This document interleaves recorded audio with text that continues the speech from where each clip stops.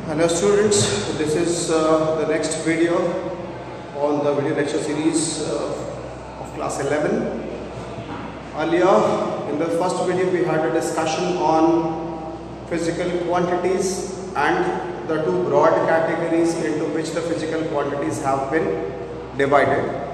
We discussed about fundamental physical quantities and the conditions required for the physical quantities to be kept under fundamental physical quantities.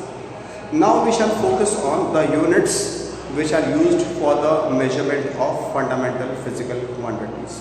The units of fundamental physical quantities, units of fundamental physical quantities are called as fundamental units. The units of fundamental physical quantities are called fundamental units. There are various systems in which the units are measured. The two most common systems are SI system and the CGS system. Earlier, another very widely known system of units that was prevalent was MKS system. SI system is nothing but the extended version of MKS system only. Now in SI system, the fundamental units are kg or kilogram for mass, meter for length, second for time, Kelvin for thermodynamic temperature, ampere for electric current,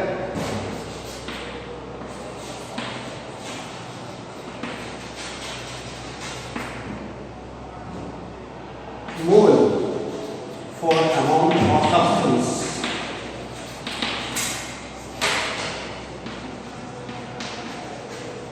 and candela for luminous intensity.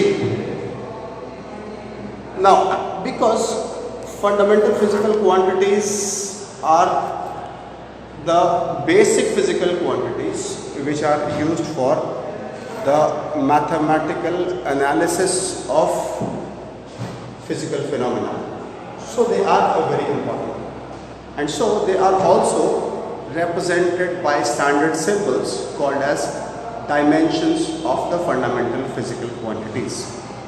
The dimensions of fundamental physical quantities, or the standard symbols that are used for representing fundamental physical quantities, are M for mass.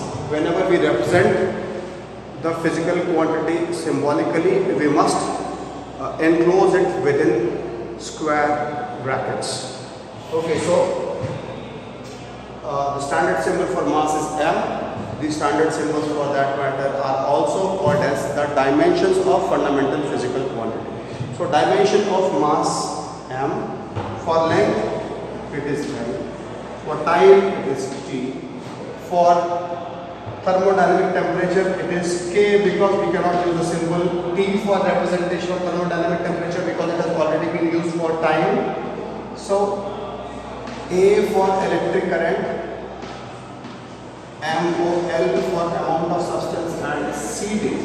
So we can see that in these four cases the same symbols have been used for representing the physical quantities, the fundamental physical quantities symbolically as the SI units. You can see K is Kelvin, the SI unit of thermodynamic temperature, and same symbol has been used for representing symbolically the thermodynamic temperature. Similarly, capital A is for ampere, which is the SI unit of electric current. The same symbol has been used for representing the physical quantity symbolically. Now, this symbolic representation, as I told you earlier, is called as dimension of fundamental physical quantity. So these symbols are dimensions of fundamental physical quantities. Now, what is the significance of representing fundamental physical quantities by standard symbols? Now, we represent mass by m. The dimension of mass we say is m.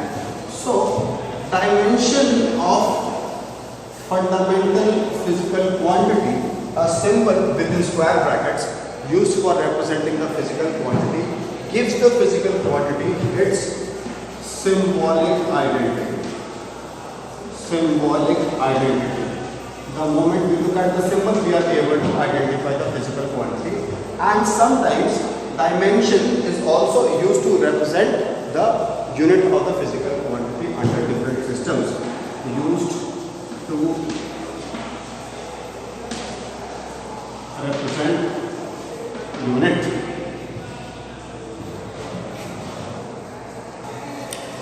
Let us next move on to derived physical quantities. Derived physical quantities. As the name suggests, the derived physical quantities are in fact derived physical quantities, and they are derived from fundamental physical quantities. So derived physical quantities are obtained by combining suitably two or more fundamental physical quantities. Now let us have a discussion. How do we combine fundamental physical quantities? We can combine fundamental physical quantities by using algebraic operations of addition, subtraction, multiplication and division.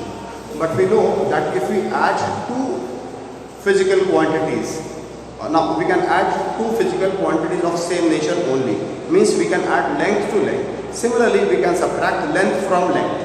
Okay, that means we cannot add or subtract two dissimilar physical quantities. Two dissimilar physical quantities cannot be added or subtracted, because such an operation will not give any logical result. There is no logic about mass being added to length, or length being added to or subtracted from temperature. So only similar physical quantities can be added or subtracted. If you add length to length, you do not get a new physical quantity, you get length only. If you add temperature to temperature, or if you subtract temperature from temperature, you get temperature only. So no new physical quantity is obtained. So derived physical quantities are obtained by combining two or more suitable fundamental quantities by using the operations of multiplication or division.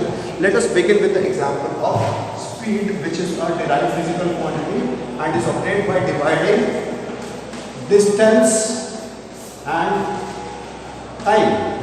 Now we know distance is a kind of length and time is a fundamental physical quantity. So speed is obtained by combining two fundamental physical quantities, namely length and time, through mathematical operation of division, by dividing length and time. Now the units of derived physical quantities are called as derived unit. Now the derived unit is obtained by combining the units of fundamental physical quantities in the same manner as the fundamental physical quantities combined to give the given derived physical quantity. Jaise speed is equal to length by time. So SI unit of speed will be equal to SI unit of length divided by SI unit of time. SI unit of length is meter, SI unit of time is second. So SI unit of speed will be meter per second. That is how we write down derived units, or the units of derived physical quantities. Now the standard symbol used for speed is commonly V. The standard symbol for distance is S. The standard symbol for time is D. Distance is a kind of length. Now let us talk of dimensions of derived quantities. So you can see that the fundamental physical quantities combine and result in derived physical quantities. Similarly, the dimensions of fundamental physical quantities combine in the same manner and give the dimension of derived physical quantity. If we represent the symbol for speed within square brackets, it means we are going to write down the dimension of speed. How do we get the dimension of speed? Speed is length by time. So dimension of speed is obtained by dividing dimension of length with dimension of time. Dimension of length is L and dimension of Okay, so dimension of speed is LT minus 1. The final result always has to be expressed in terms of multiplication of fundamental physical quantities and not in the form of ratio. You have to express L by T as LT minus 1. You always have to express the result as the product of fundamental physical quantities and not as ratio or quotient of fundamental physical quantities. So we say that dimension of speed is, or dimensions of speed are LT minus 1. Now, actually speaking, the meaning of dimension is the powers to which the fundamental quantities have been raised to get the given physical quantity. You see here, the length has been raised to power 1, the time has been raised to power minus 1. So if we need to state exactly the dimension of speed, we will say that it is 1 in length and minus 1 in time. You can express the dimension of speed as LT minus 1. That is how to write down the dimension of derived physical quantities. So dimension of speed is, or dimensions of speed are LT minus 1. Exactly speaking, dimensions of speed are 1 in length minus 1 in power. So if you need to express exactly the dimension of a derived physical quantity, you need to specify the powers to which the fundamental physical quantities have been raised. Otherwise, you can write down the result as LT minus 1 for dimension of speed. I hope I am clear. Now, as we discussed earlier, only similar physical quantities can be added or subtracted. For example, you can add length to length, or you can subtract length from length, and the resulting quantity is also the same physical quantity. So you add length to length, you get length. You add temperature to temperature, you get temperature. You subtract mass from mass, the result is also mass. Alright, so the next derived physical quantity that we shall discuss will be acceleration. Okay. So acceleration represented by symbol A is a vector quantity and is given by, this is the basic formula for acceleration, v minus u by t. What is v? It is final velocity. What is u? It is initial velocity. And what is velocity? Velocity is the ratio of displacement to time. Displacement to time. So you can see that velocity is slightly different from speed. Speed is the ratio of distance to time, whereas velocity is the ratio of displacement to time. However, displacement is also a kind of length, so velocity is also the ratio of length to time. So dimensionally, we can see that in velocity, length and time combine in the same manner as length and time combine when we define speed. So dimension of velocity are LT minus 1. Now, we know that when we add velocity to velocity, the result is a velocity. When we subtract velocity from velocity, the result is velocity. Let us use this result to write down the dimension of acceleration. So, dimension of acceleration will be equal to dimension of v minus 2 by dimension of t. T is time. Now, v is velocity, u is velocity, so v minus u is also velocity. The dimension of velocity is LT minus 1. So dimension of v minus u is also LT minus 1. The dimension of time is t. So the final result is LT minus 2. So dimension of acceleration can be written as LT minus 2 or 1 in length and minus 2 in time. So students, that was an introduction to the concept of derived physical quantity and dimensions of derived physical quantities. Very shortly we will come up with another video where we shall discuss in more detail the dimensions of derived physical quantities. Now this whole discussion of dimensions of physical quantities is called as dimensional analysis. In the upcoming videos we will learn the applications of dimensional analysis. Thank you.